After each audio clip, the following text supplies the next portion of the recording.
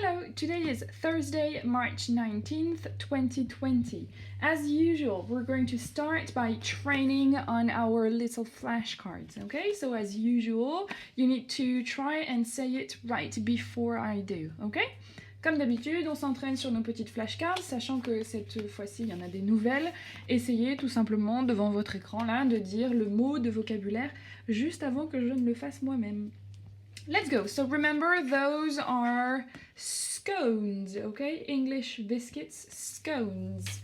This one, well, quite easy. It's sugar. Remember the pronunciation? Sugar, not sugar, sugar. Let's do a little number together. Remember, this one is 37 pounds 14. Okay, great. This one is super easy as well because, well, it's written. So this is baking powder, okay? Remember this one? This one is ham. This one is salt. Those, are raisins. Those are bananas. Those are potatoes. And this one with the little cow is milk. This one is flour. Another number, a difficult one. Okay, so let's go. This one is 471 pounds 36. Great. This one is oil. And to finish with, this one is butter. Great.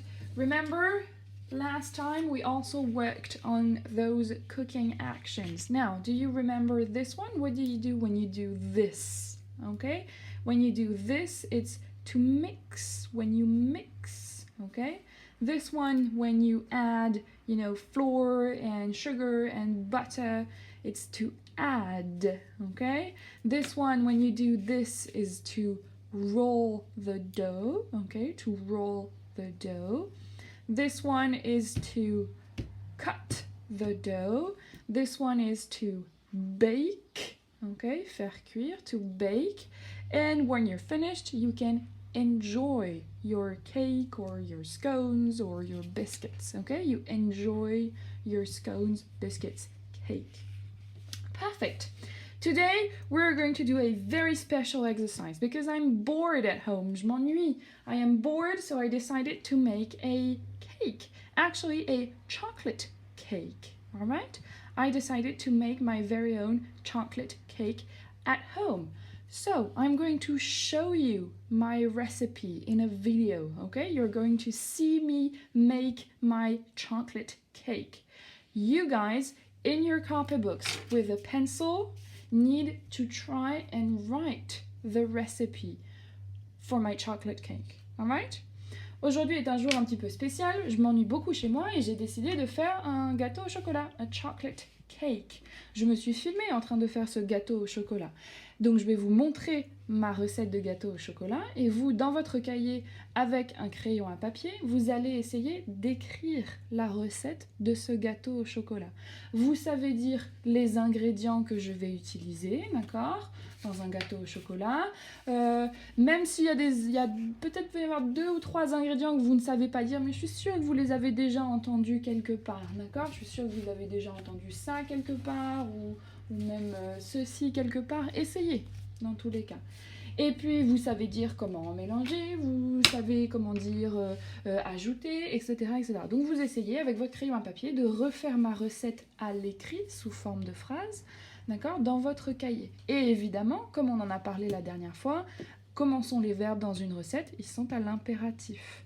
Donc, allez regarder dans la leçon de la dernière fois comment on fait pour mettre des verbes à l'impératif. C'est parti!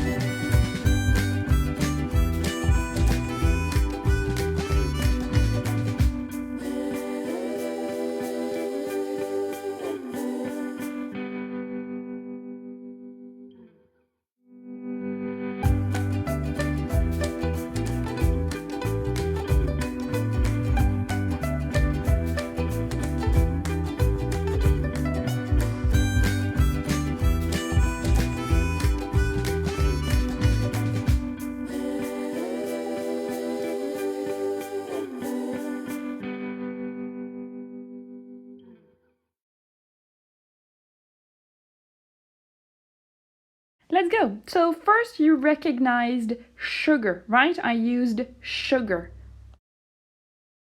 Then I used some eggs, okay? Those are eggs. It's a new vocabulary word that you've just discovered, eggs.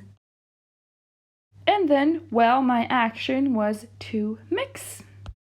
So first, let's add eggs into the toolbox, okay? Eggs, des œufs.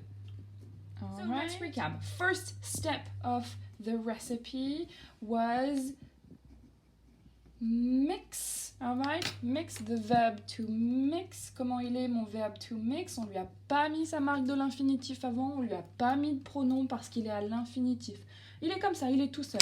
So, mix, first was the sugar, and then the eggs. Mix the sugar and the eggs. Next, you recognized the flour. So my action was to add the flour. Then we had the baking powder, so you needed to add the baking powder. And then we had the butter, to add the butter. By the way, do you know how to say this? All right? This is melted butter, du beurre fondu. So in my recipe, I added melted butter. And then my action was to mix. Okay, let's add melted butter in the toolbox, du beurre fondu, d'accord? Du beurre fondu, melted butter. So the second step of the recipe was to remember the verb to add. Et à l'impératif, sans pronom, sans marque de l'infinitif, juste add. Add, there was the flour, the baking powder, and, well, the melted butter. And once you've added the flour, the baking powder, and the melted butter, you can mix. Great. À l'impératif également. Then we had chocolate, okay? A new word, chocolate. And the action was to add the chocolate. Then we had the milk, okay? To add the milk. And then, well, to mix. Next step, all right, as you saw, was to add, again, add à l'impératif, sans pronom, sans marque de l'infinitif, tout seul, add the chocolate, okay, which is a very, very transparent word, okay, chocolate. You just have to add an E, all right, chocolate, as in chocolate cake. So add the chocolate cake, the chocolate, sorry, add the chocolate and the milk, all right. Once you've added the chocolate and the milk, you need to mix one more time.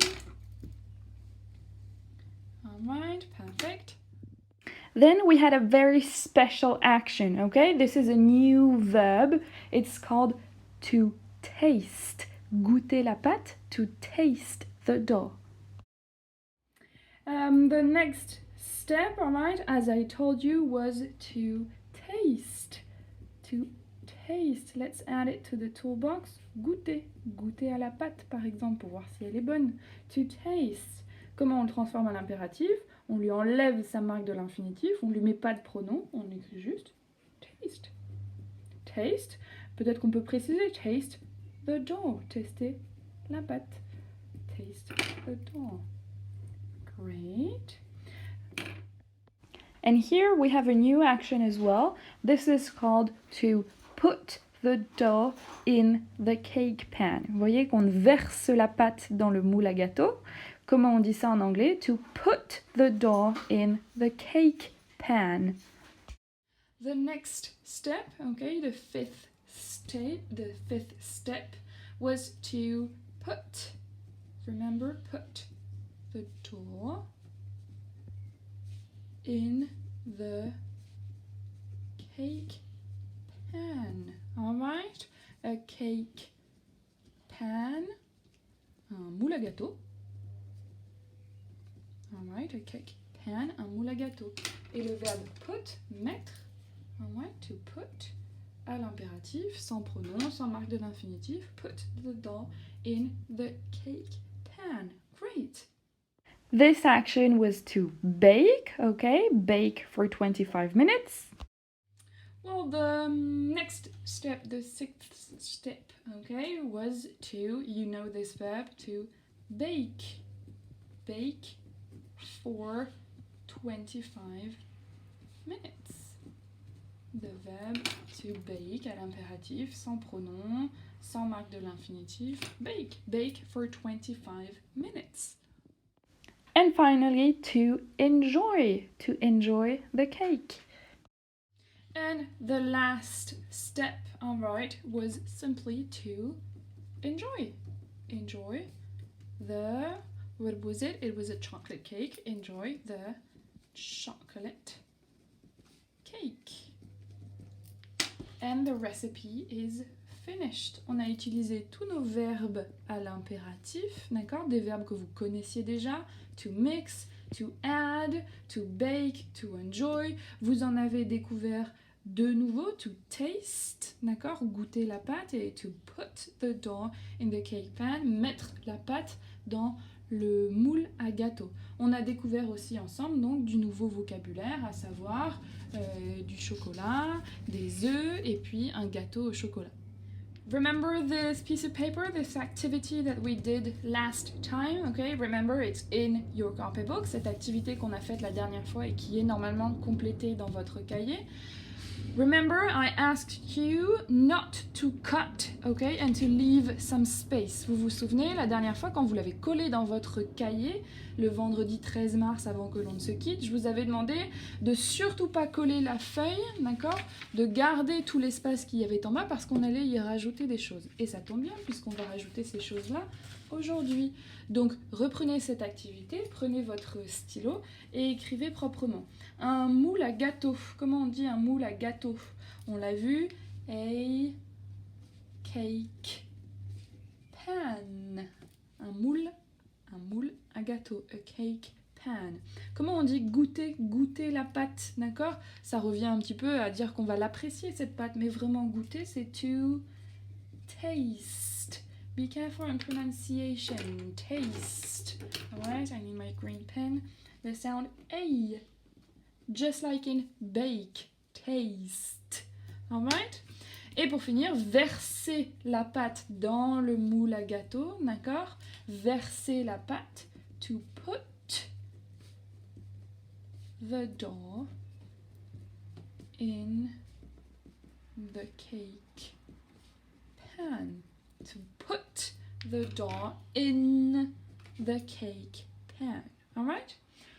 On va s'arrêter là pour aujourd'hui. Nous avons découvert ensemble donc plein de nouveaux vocabulaires, que ce soit des actions dans la cuisine, que ce soit des ustensiles de cuisine, que ce soit des ingrédients. D'accord? On a vu tout ce vocabulaire. On a bien rempli une grosse toolbox ensemble. So for next time, you need to learn the new vocab. Pour la prochaine fois, je vous demande d'apprendre ce nouveau vocabulaire. Celui-ci, d'accord? Mais également celui-ci. Comme ça, la prochaine fois, je peux les ajouter aux flashcards et on pourra retravailler dessus. D'accord?